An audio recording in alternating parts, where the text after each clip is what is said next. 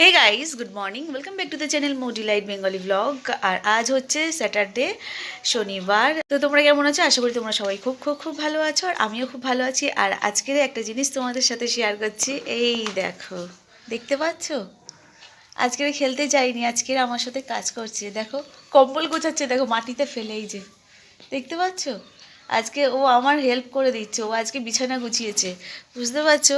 এইটুকুনি পুচকু আমার বিছানা গুছিয়ে দিচ্ছে, আমি ওইদিকে কাজ করছি। কারণ আজকের কাজের খুব চাপ। আজকে ব্যাংকে যাব, দুদিন ব্যাংক বন্ধ ছিল, একটু ব্যাংকে কাজ আছে। আজকে ব্যাংকে যাব, ওর দাদাকে দিয়ে আসতে যাব, ওর দুটো এক্সাম রয়েছে। ওইদিকে আমি ব্রেকফাস্ট বানাচ্ছিলাম, ওকে আজকে খেলতে পাঠাইনি, কারণ আজকে ওর দুটো এক্সাম রয়েছে। আর সবথেকে বড় কথা, আমি বাড়িতে থাকছি না, কারণ বড়বাবুকে দিয়ে আমাকে যেতে হবে ব্যাংকে। ব্যাংকে গেলে কখন ফিরবো তার নেই ঠিক। সেই কারণে আমি ওকে খেলতে পাঠাইনি আজকে। ওই জন্য ও আমার তাড়াহুড়ো দেখে ও নিজে নিজেই বিছানা গোছাচ্ছে। ওইদিকে বড়বাবুর বিছানা গুছিয়েছে, ছোটোবাবু ওইখানে ছোটোবাবুর বিছানা গোছাচ্ছে। মানে আমি কত লাকি, বুঝতে পারছো?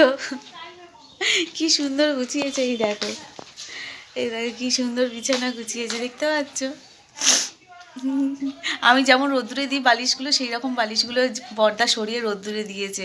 এই দেখো, দেখতে পেয়েছো?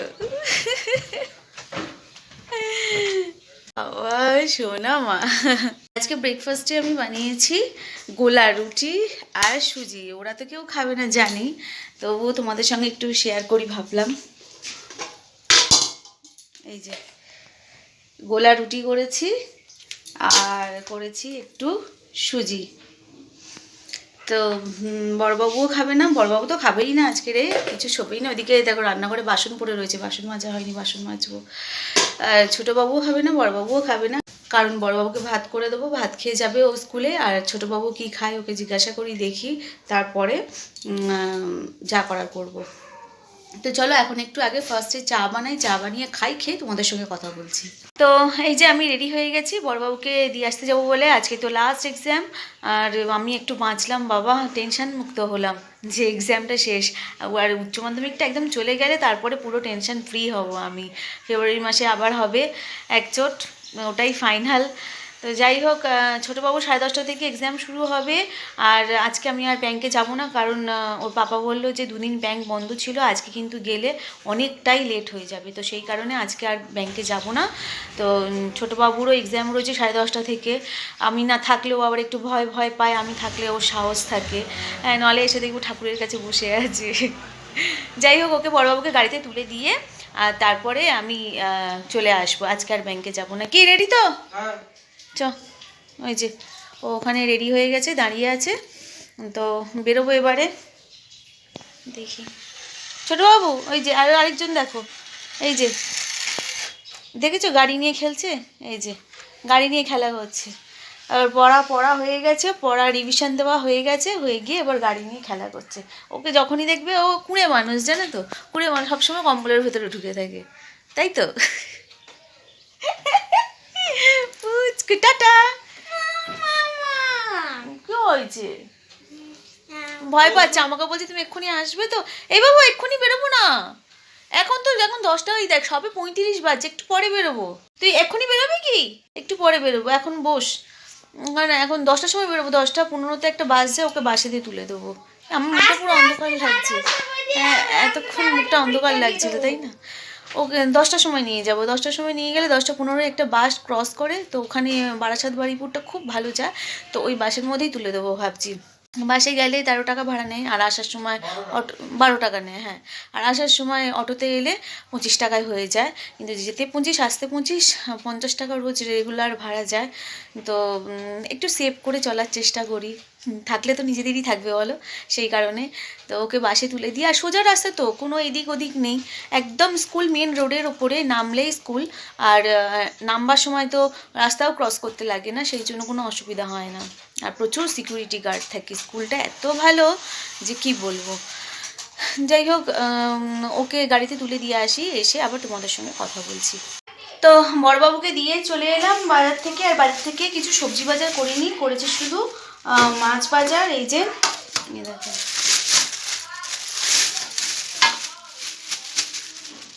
এই যে এখানে কিনেছি ভোলা মাছ কিছুটা কিনেছি, আর এখানে রয়েছে এই যে খয়রা ইলিশ।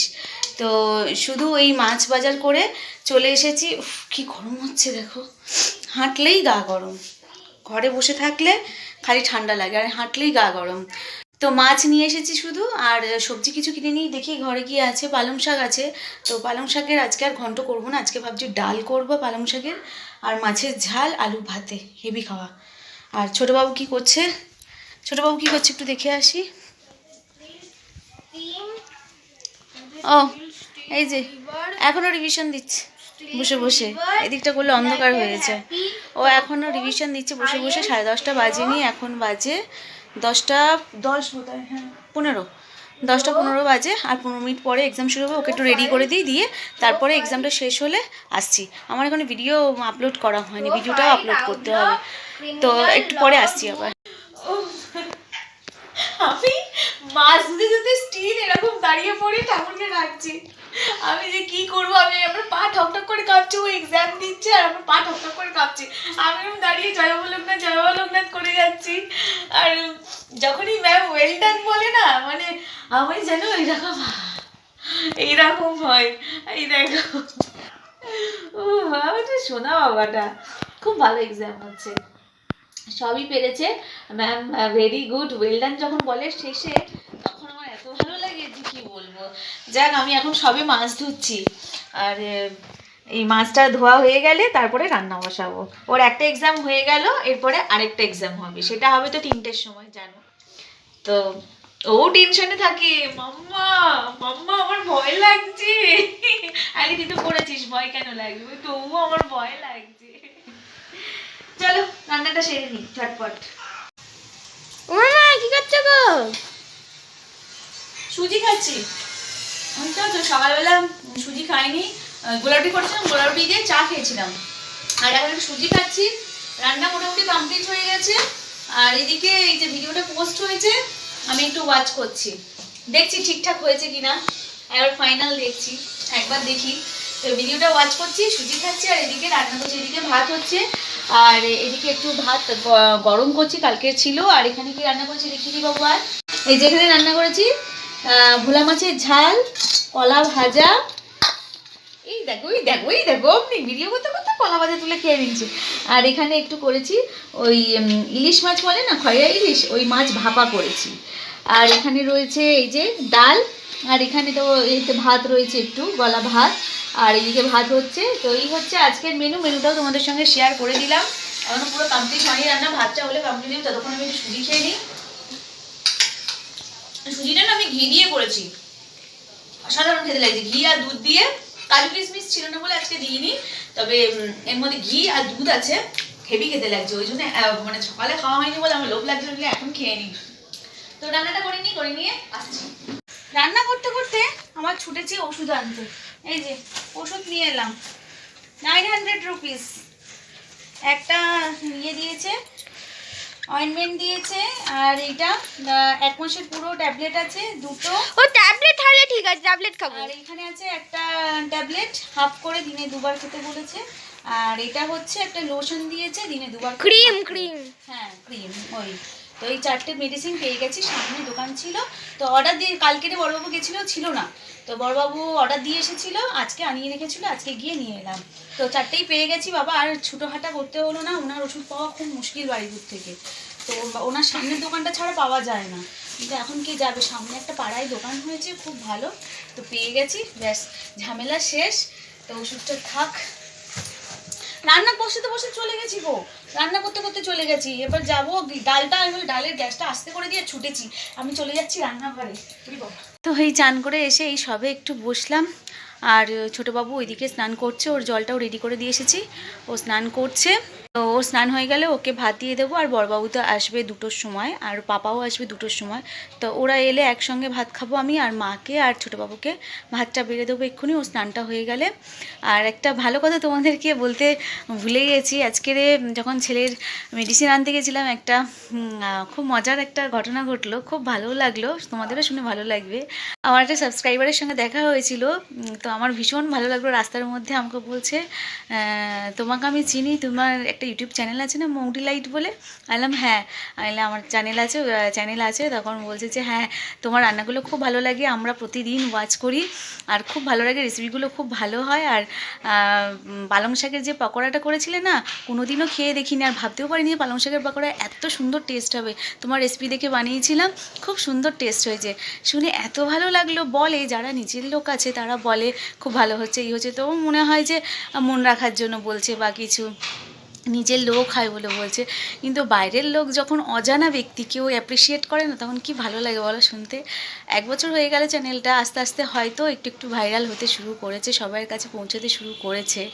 তো রাস্তার মধ্যে এরকমভাবে বলে না আমার এত ভালো লাগলো, এত আনন্দ হলো। এসেই সঙ্গে সঙ্গে সোনাকে ফোন করে জানালাম। তো সোনাকে বললাম যে রাস্তার মধ্যে ওরকমভাবে বললো, আর আমি বিশেষ কিছু কথা বলতে পারলাম না, মানে কি বলবো আমি বুঝে উঠতে পারছিলাম না। লাস্টে বললাম আমাকে একটু কমেন্টস করো ওয়াইটিতে এসে, তাহলে আমি আরও নতুন নতুন রেসিপি তোমাদের কাছে শেয়ার করতে পারবো। এইটুকুনি বললাম, আর বেশি কিছু বলতে পারলাম না। ছোটোবাবু স্নান হয়ে গেছে, চলে এসেছে। যাই হোক, আর খুব চিৎকার করে করে বলছিল, সবাই রাস্তার দিকে আমার মুখের দিকে তাকিয়েছিল, আর আমার এত ভালো লাগছিল যে কি বলবো, মানে আনন্দে আর আমি কোথায়, বুঝতেই পারছো। ওই ফার্স্ট টাইম কোনো সাবস্ক্রাইবার, চিনি না আমি, মানে একটা লোক বলতে পারিস, বাইক নিয়ে যাচ্ছিল, তো কোনো অজানা ব্যক্তি। হ্যাঁ, রাস্তায় দাঁড় করিয়ে। অত বড় ইউটিউবার হয়নি সিরিয়াস, অত বড় ইউটিউবার তো হয়নি, কিন্তু রাস্তায় দাঁড় করিয়ে আমাকে ওরকমভাবে বললো। আমি তো শুনে আমি অতবাক। আমার রেসিপিটা কোথায় 1 বছর তো হয়ে গেল বলো, আর আগে অনেক ভিডিও ভাইরালও হয়েছে। তো হয়তো কোনো সময় গিয়ে পৌঁছেছে, তারপরে হয়তো দেখেছে, মানে হয়তো আমাকে চেনে, আমি চিনি না, এরকম হতে পারে। তো ভালো লাগলো। আর বেশি বকবক করবো না। ছোটোবাবু স্নান হয়ে গেছে, এই যে ওকে ভাত দিয়ে দেবো, আর মাকেও ভাত দিয়ে দিই। তারপরে আবার দেখি বিকেলে কি সন্ধ্যেবেলা আবার তোমাদের সঙ্গে দেখা হয় কি। পাপা তো চলে আসছে, আর ভিডিওটা বেশি কন্টিনিউ করতে পারবো না।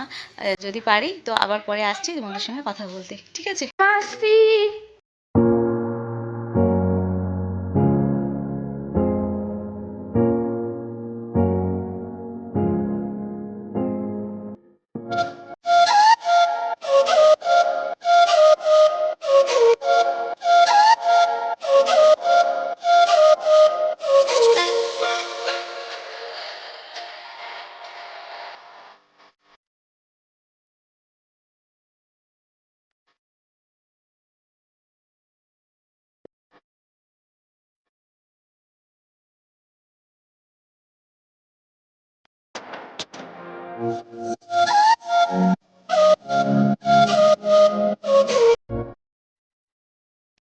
উপর থেকে ধনে পাতা নিয়ে এলাম, আমাদের গাছের ধনে পাতা, কি সুন্দর না, একদম টাটকা তাজা। কি দারুণ সেন্ট। ফুলকপি আলু তরকারি করলে আর দিয়ে দেবো ওতে, দারুণ লাগবে খেতে। ও মাম্মা কি করছো? শর্টস দেখছো? আমি আবার শর্টস দেখছি। এই শর্টসটা আমার খুব ভালো লেগেছে সত্যি। মানে সবসময় যে ভালো হবো তার কোনো মানে হয় না, একটু সবার নজরে খটকা লাগবে, এটাই তো মজা, তাই না? তো এই শর্টসটা সবাই দেখো, ভালো লাগবে। আমার তো ভীষণ ভালো লেগেছে এই শর্টসটা, মানে ল্যাঙ্গুয়েজটা, এই কথাটা আমার ভীষণ ভালো লেগেছে। দাঁড়াও তোমাদের দেখিয়ে দিই।